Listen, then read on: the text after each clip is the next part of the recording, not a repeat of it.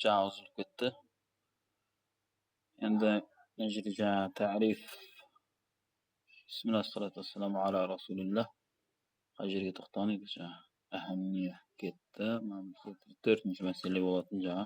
Яғни мына жерде астында тағы да бір пайдалардың бірі бұл кісінің жаңағы мәтінінде жазылған шарықтар өте көп. Сол шарықтардың бәрін біздің ұстаз жаңағы Абдулла Юсри хафизахулла не қылды, бәрінен өзінің пайдасын алып, өзінің керек жерін, өзі ойлаған жерін, дұрыс деп алған жерін дұрыс деп қойып, өзі осы шарықты жазды. Шейх Усейминнің атақты шарықтары бар. Бұл жерде шарықтар мына жерге келеді. Шейх Мұхаммад Мухиддин Абдул Хамид деген кісі. Содан кейін жаңағы Шейх Имам Мұхаммад ابن صالح العثيمين شرح إلى جانب هذين الشرحين فسنستعين بكتاب ممتع في الشرح الأجرومية دين ممكن تعرضكم وكتاب الحوار في شرح أجرومية بو الشيخ مالك بن سالم المهذري деген кісілер. Яғни сол сияқты үлкен шарттар, бұл шарттарды мен білмеймін. Жалпы бізге ұстазымыз осы шарттардан алған пайдасын беріп отыр. Яғни былайша айтқанда қай мағына алып отыр ғой.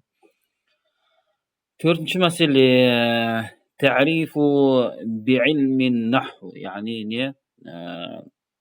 Наху ғылымы деген ол не жалпы?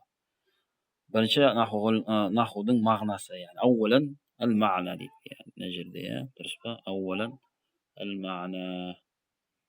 Мына жерде бір қандай инструменттер бар екен бізде? Highlight дейді, comment дейді, текст дейді. Highlight.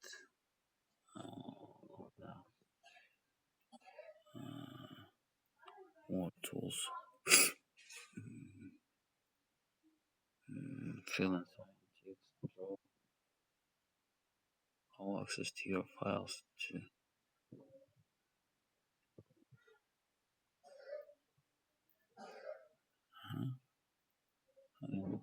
вот сызуға. Так, экранның тарлығы себепті. Так, мына жерде мынаны айтты. أول معنى النحو ديدك لغة يعني تلدك معناسه هو مصدر للفعل ديد بو فعل مصدر ديد نحى ينهو نحى ينحو أنحو نحوا يعني بمعنى قصد توجه إلى جهة يعني قصد деген яғни мақсат қылды. Немесе нахудың тілдік мағынасы, яғни қосада деген мақсуд деген сөз сол жаңағы содан шыққан, яғни сен бір нәрсеге бет бұрасың. Таваджаха деген яғни бет аласың. Қосада деген бір нәрсені меңзейсің. Қосада деген сол бір нәрсені меңзеу. Яғни меңзеу, бет бұру бір жаққа қарай. Соның бұл нахудың тілдік мағынасы. Так, мынау енді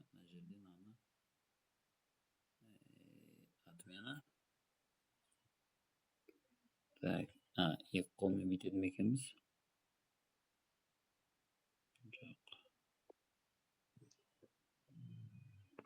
Кеп. Ondan қалай шығамыз мына инструменттен? Все. Все. Так. Оны шештік. Наху. Енді мислю мысал келтіріп отыр мына жерде. Яғни сол наху деген сөзді қолдануда мысал келтіріп отыр. Мына жерде мысалдар не дейді? Нахайтул масжида, яғни мешітке қарай бет алдым. Болмаса илал масжиди ли усаллия аль-фаджра, яғни не таң намазын орындауға бет алдым. Енді мына жерде Соның мағынасы дейді қасаттуху таваджахту илайхи, яғни соны мақсат қылдым және де бетімді соған қарай бұрдым деген мағына. Нахауту бәйти нахауту бәйти бa'да нихаяти амали, мен жұмысымнан кейін үйге бет алдым деген мағынаны біледі. Яғни наху дегеннің сөздің тілдік мағынасын айтып жатыр. Болмаса тағы да келесі мысалда дейді يجب علينا أن ننحو يعني ننحو نحو العربي في كلامهم. яғни біз мысал ретінде айтып жатыр бұл жерде не деп жатыр, бізге жаңағы арабтар, Аллаху акбар, мына жерде запись жүріп жатыр ма, өзі запись жүріп жатыр. Бізге уәжіп болады дейді, не ан нанху нахвал араб, яғни бізге нахуды арабтар сияқты не қылу керек, арабтарға ұқсауымыз керек. Яғни мына жерде мына айтып жатыр, нақсиду қасдахум наф'ала мислахум, яғни солар сияқты істеуіміз керек. бұл жерде жаңағы наху деген сөз мысалы кейпінде деген мағынаны білдіреді. Кейпінде деген мағынаны білдіреді. Поехали дальше. Енді истилахан дейді. Истилахан, яғни бұл терминдік мағынасы. Яғни қолданыста жаңағы бұл наху деп нені атаймыз? Наху деп истилахта, истилах деген, яғни мына жерде қарандашталайық. Мына жерде міне истилах, яғни терминдік мағынасы. Мына строчканы оқимыз. Хуа дейді علم بقواعد تعرف بها أحكام أو أواخر كلمات العربية.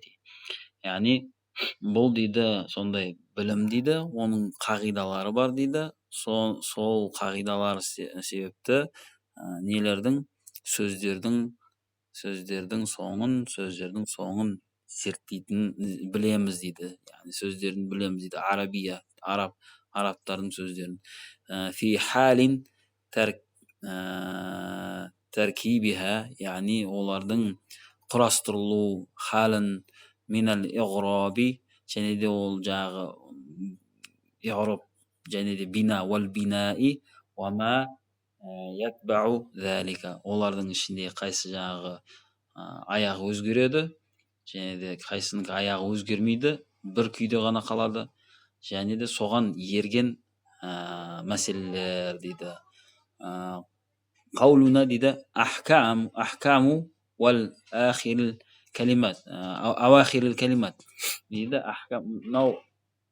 Ахкам, яғни илмун би қаваиди ta'rifu بأحكام أواخر الكلمات деді қой, яғни үкімдерін, сөздердің аяқтарының үкімдерін білетін, үйрететін ғылым деді қой, қағидалардан тұратын. Осы сол жаңағы ахкаму авахир калимат дегені лианна авахир калимат лаха хаулан, себебі дейді білімнің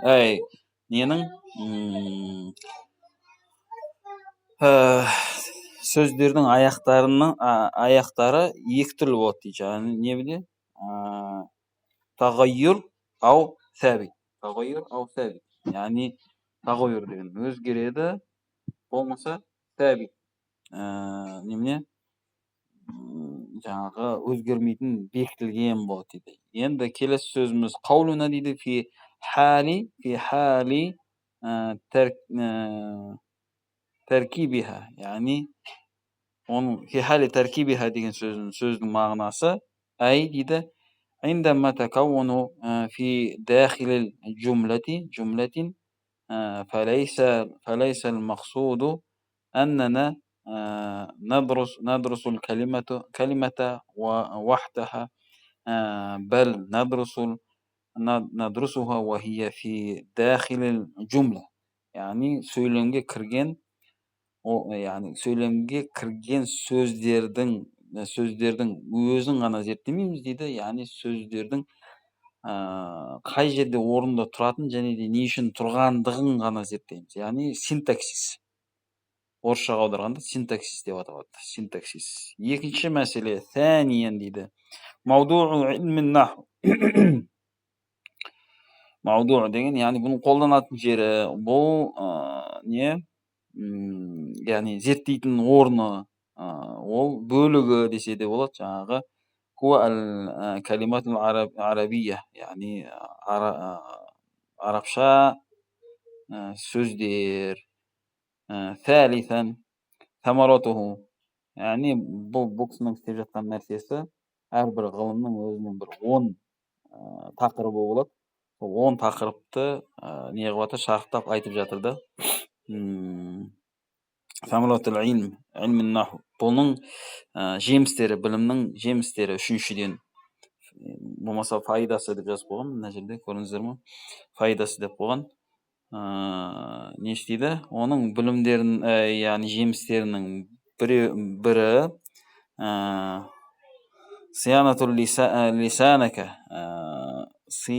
صيانة لسانك من اللحن في اللغة.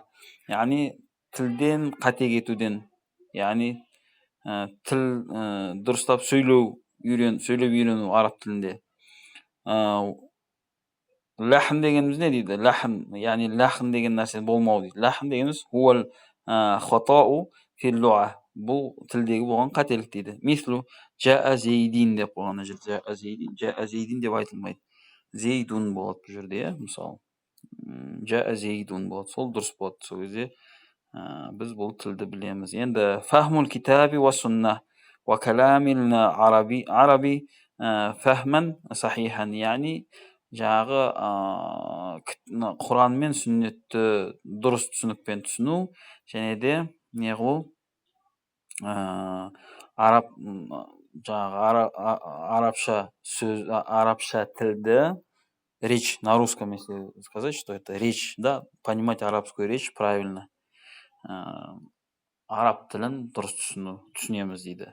Мысалы да Аллах Тағаланың аятын келтіріп қойған: «Иннама яхшаллаха мин ибадихи ал-улама». Енді мына жерде мына аятты келтірген, сол аяттың мағынасын келтіріп қойған. Егер де араб тілін білмейтін адам осы аятты оқыса, ол басқа түсініп қалады да. Расында мына жерде лау кунта жахилан, егер де біз мына жерде айтып жатыр. Лау кунта жахилан, егер де біз сол жаңа нахуды білмейтін болсақ дейді. فَرُبَّمَا يَظُنُّ أَنَّ اللَّهَ هُوَ الَّذِي يَخْشَى علما. Яғни бұл жерден Алла сақтасын, мынандай мағына шығып қалады да. Егер де адам осы нахуды білмеген болса, мынандай мағына шығып қалады. Расында білімділерден анық қорқушы ол Аллах деген мағына шығып қалады. Ал негізі мағына керісінше, Аллах Тағаламнан тек қана білімділер, расында да білімділер құлдарының арасындағы білімділер ғана шынайы қорқады деген мағына шығады. Яғни осы сияқты мысалдарды келтірген. Так, дальше ненің өзіне осындай мысалдарды көп келтірген.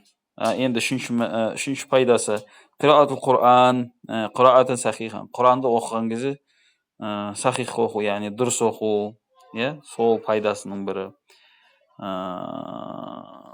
Сөйтіп мына жерде мысалдарды біраз. Төртінші пайдасы, жаңа төртінші бұл пайдасы емес, скорее всего, бұл жаңағы ваду илмин нах. Бұл жаңағы тақырып, 10 тақырыптың бірі. Тағы да әрбір білімге қатысты жаңа айттым 10 тақырып болады деп. Яғни оның жаңағы пайдасы айтылу керек, оның жүретін жері, яғни зерттелетін, қойылатын орны, нені зерттейді, соны білу керек. Сол тақырыптан бұл, яғни сол мәселеден.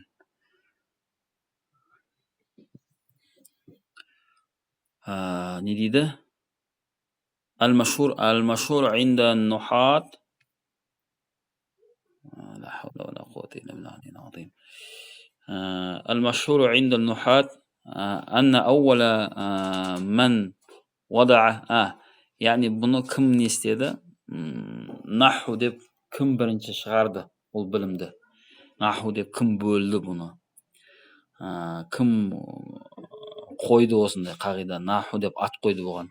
Ul Abul Aswad ad-Duwali degan rahimahulloh bi amri min Ali, ya'ni Ali ibn Abu Talib radhiyallohu anhuning buyrug'imen Abul Aswad ad-Duwali degan kishi ne qilgan? Nahwu deb ellerdi жаңағы сол Payg'ambar sollallohu alayhi vasallam o'tgandan keyin ko'p ajamiylar kire boshladi.